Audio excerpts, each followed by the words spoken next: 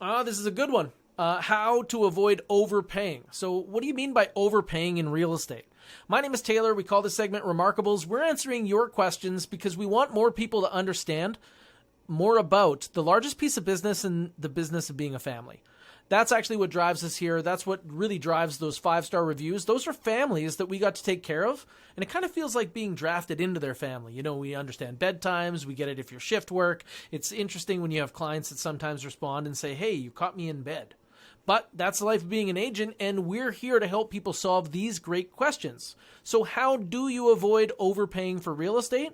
Well, in my opinion, you understand a few things, and one of them is that real estate essentially has 3 prices. I know that sounds super confusing because the one we get to see, which is what the seller wants, or what we would call list price. That's the number right on the listing, and all that is the seller's intention. Isn't that interesting?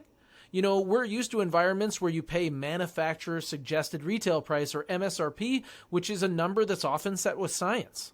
And in real estate, sometimes we're dealing with numbers that are set with dartboards. So in that case, you want to allow for whether or not the seller is making an informed decision by knowing the other 2 numbers. Now, one of those numbers is your number. There's a price that you would want to pay. And my guess is that if it was like Price is Right and you were standing in front of the little box that displayed the number, you would have the dollar on yours. You know how there's always the guy who has a dollar? Yeah, that's what we would want to see too. Could you imagine that you get that incredible deal? Well, we're open to incredible deals around here, so that's part of what we're solving for. Now, the other or the third number is something that you normally can't see from the outside, and that's market value. So when you take into consideration that most properties are value is kind of defined by location, characteristics, and condition, or what it is, where it is, and how well it's kept or what improvements it has, well, then you can start to see what market value is when you compare it to other properties that have sold on the market in a reasonable amount of time. And using that information, we can come back to our clients and we give you something called a safe number. And that means that, hey, if something changed and you needed to sell this property in the next 60 days, here's a number where we strongly believe that there's evidence that you can get your money back. And that's a really important part of making a decision because sometimes those numbers set by dartboards are actually lower than market value. We've seen evidence recently that a property had sold 6% over list price.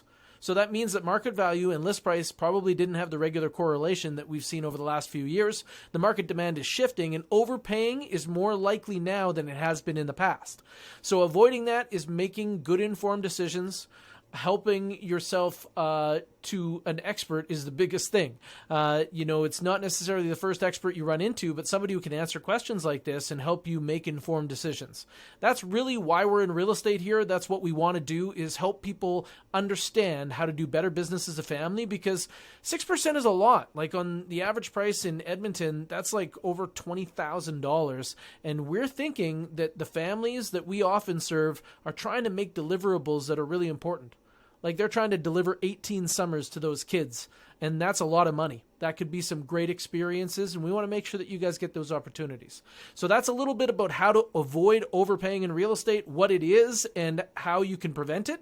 My name is Taylor. This is Hack & Company at RE/MAX River City. Thank you so much for joining us for our blog and the great feedback we've received. I hope you guys are doing awesome, and if you like this type of content, you can subscribe. You can hit the little ding so that you know when we're up next time, because we're going to continue to bring you this information on all the platforms where it's available, and if you get around, you'll notice that we get around. So on Instagram, we have different things than we put up on Facebook, and you can actually also find me on LinkedIn. A lot of people are really liking my summary of the week over there. And this YouTube segment is part of our ever-growing effort to serve this community that's really solution-based. So we're going to give you guys some great solutions, and we're hoping that you like and subscribe so that we can see you there. Hope you're doing awesome. Cheers.